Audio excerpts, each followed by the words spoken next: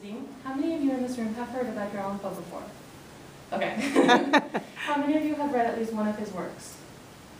Okay. And how many of you consider yourselves to be fans of Poe? Okay.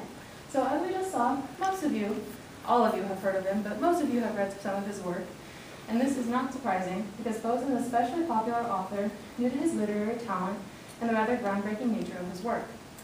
I myself first heard about Edgar Allan Poe in my 6th grade English class, and ever since I've been absolutely obsessed with anything horror or macabre related, especially Poe's short stories. And as you guys saw, I own 2 massive collections of his work.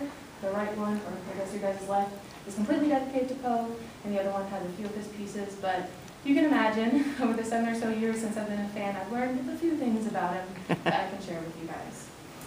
So, Poe, although he wasn't well appreciated while alive, he's considered one of America's greatest poets because his writing continues to influence modern-day literature over a century after it was published. And today, I'll be sharing with you a little bit about how Poe was brought up as a writer, how his life influenced his writing, and some of Poe's most famous works that you guys have most likely read, and why they're so important in modern-day literature. So, in order to understand Poe's literary legacy, however, we must first understand Poe himself.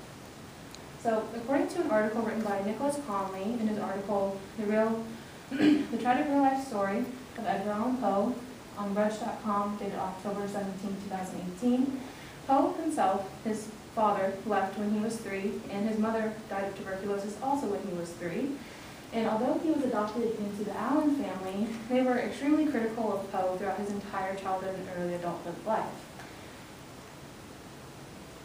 Although he was accepted into the University of Virginia and West Point, he was kicked out of both establishments due to being unable to pay tuition, which wasn't helped by the fact that his adopted family essentially refused to help him with anything financially and even criticized him for being unable to do so. And in fact, even in some points in his life, he was so poor that he had to burn furniture to keep warm. So, yeah, the dude had it rough. While simultaneously dealing with these educational issues, his first fiancée left him for another man, and his second fiancée, which he later married, died at the age of 24, also due to tuberculosis.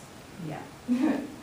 And according to an article written by the Poe Museum on poemuseum.org titled Poe's Biography, Poe himself was found dead just 2 years after his wife died due to circumstances that still aren't quite known to this day. And as horrific as all these experiences were, they served as the main source of inspiration for some of Poe's most famous and beautiful works. And this is because Poe channeled all of his resentment and grief from his life into his literature, which contributed to his popularity and his literary power. And as an article written by Writer's Digest once said, Poe himself said, that words have no power to impress the mind without the exquisite horror of their reality. And a perfect example of this idea is in Poe's poem, Annabel Lee, which was written by Poe shortly after his wife passed away. I'll be sharing with you a few stanzas from this poem so you have a better idea of the concept I want to get across to you guys. And it goes like this. I was a child, and she was a child, in this kingdom by the sea, but we loved with a love that was more than love, I and my Annabel Lee, so that the winged seraphs of heaven coveted her and me. And this was the reason that long ago, in this kingdom by the sea, a wind blew out of the cloud, chilling my beautiful Annabel Lee, that her highborn kinsman came and bore her away from me, to shut her up in a sepulchre in this kingdom by the sea. The angels not half so happy in heaven were envying her and me. And this was the reason that long ago, the wind blew out of the cloud by night, chilling and killing my Annabel Lee. Although this poem is beautiful in its own right, it is made so much more powerful when the reader, aka you and me, understand the story that inspired it. Poe's ability to influence emotion, especially sadness and anger, is the main reason that his poetry and his short stories are so commonly read to this day. And perhaps 2 of Poe's well-written pieces that you have all most likely heard of or read are The Raven and The Telltale Heart. According to an article written by Poe 200 on poe200.com titled The Raven by Edgar Allan Poe, The Raven is especially popular because it perfectly exemplifies the despair a human feels after they have lost a loved one, which is something that many readers can relate to. And it is written in perfect trochaic octameter, which exemplifies his huge literary talent and serves as great source material for many literature professors and English professors. On the other hand, an article wrote by Tony Mixonack, published on midhelm.com, titled The Telltale Heart. The Telltale Heart displays a phenomenon that is still taboo to this day, which is mental illness. Because this short story, Faith readers a look into the hypothetical mind of a man suffering from mania, which was a relatively new frontier that was not well explored or socially acceptable during Poe's time.